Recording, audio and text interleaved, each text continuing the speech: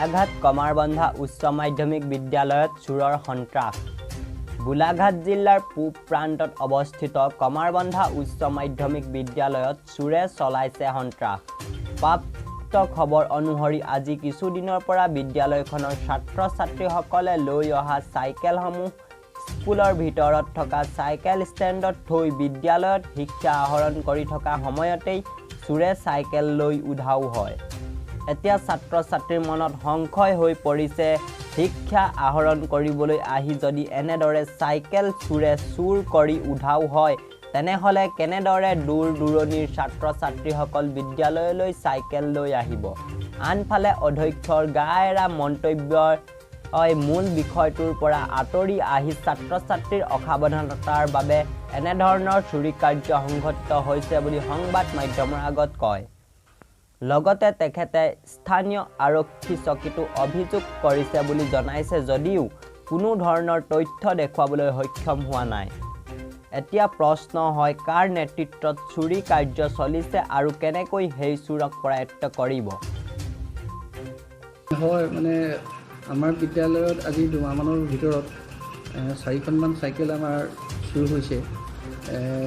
মানে আচলতে স্কুলৰ আমাৰ যিটো মেইন বেৰাৰ ভিতৰত নহয়, বেৰাৰ বাহিৰত কিছুমান ল'ৰাই চাইকেল থৈ আহে আৰু ছাত্ৰ-ছাত্ৰীসকলক আমি নিৰ্দেশনা দিয়া আছে যে তেওঁলোকে চাইকেলবিলাকক তলা মাৰি থ'ব আৰু চাইকেলবিলাক আমাৰ কম্পাউণ্ডৰ ভিতৰত ৰাখিব।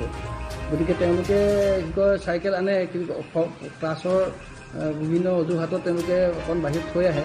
তেতিয়া আমাৰ বিদ্যালয়ৰ পৰা 4খন চাইকেল চুৰ হৈছে বুলি আমাৰ ছাত্ৰ-ছাত্ৰীসকলে অৱগত কৰিছে আৰু সেই অনুসৰি আমি কমাৰবন্ধা আৰক্ষী চকীক জনাইছোঁ আৰু তেখেতসকলেও এদিন সোধা পোছা কৰিছোঁ।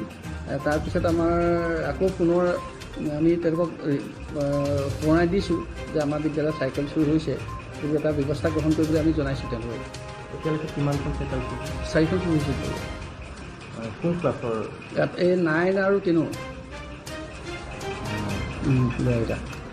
চকীদাৰৰ লগতে CCTV কেমেৰা আছে, তাৰ পৰ্যবেক্ষণত আপোনালোকে ধৰা পৰা নাই? নাই, আমাৰ চকীদাৰে চাইকেলটো চোৱা নিচিনা নকৰে। সেইটো আমাৰ কি কয়, চকীদাৰে চাইকেলটো চোৱা চিতা নকৰে আৰু চাইকেলটো তেওঁ নিজৰ দায়িত্বত আনে ছাত্ৰ-ছাত্ৰীসকলে। আৰু CCTV কেমেৰা যিটো আমাৰ গেটলৈকে আছে, যিহেতু ছাত্ৰ-ছাত্ৰীৰ গেটৰ বাহিৰত চাইকেলটো চয়, CCTV আমাৰ সেইটো মানে ধৰিব পৰা নাই। আৰু যিহেতু যিসকল ছাত্ৰ-ছাত্ৰী ইয়ালৈ আহে, প্ৰায় আমি দেখা গৈছোঁ আমাৰ ইউনিফৰ্ম পিন্ধাৰ বাহিৰত ছাত্ৰ-ছাত্ৰীসকল অহা যোৱা কৰি থাকে।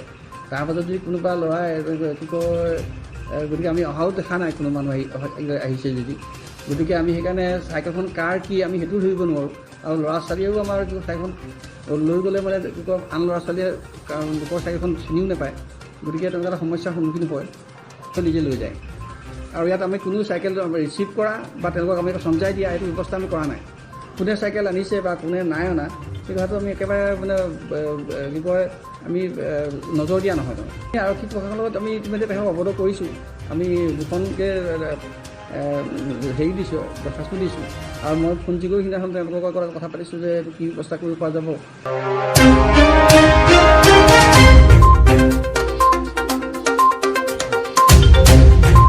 আনফালে আজি মেৰাপানী সীমান্তত 142 নং CRPF বাহিনী আৰু মেৰাপানী আৰক্ষীৰ যৌথ অভিযানত অসমৰ পৰা নাগালেণ্ডলৈ অবৈধভাৱে কঢ়িয়াই নিয়া 300 বেগ ইউৰিয়া সাৰ জব্দ কৰিবলৈ সক্ষম হয়।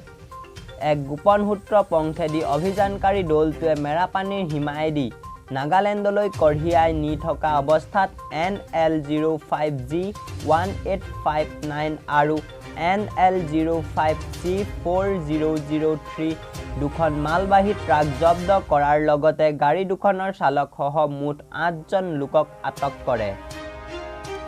উল্লেখ্য যে অসমৰ পৰা বহিৰাজ্যলৈ ইউৰিয়া সাৰ সৰবৰাহৰ ক্ষেত্ৰত ৰাজ্য চৰকাৰে নিষেধাজ্ঞা আৰোপ কৰি ৰাখিছে যদিও একাংশ অবৈধ ব্যৱসায়টোৱে অধিক মুনাফাৰ স্বাৰ্থত চক্ৰটোৱে নাগালেণ্ড, মণিপুৰ হৈ ম্যানমাৰলৈ সৰবৰাহ কৰি আহিছে।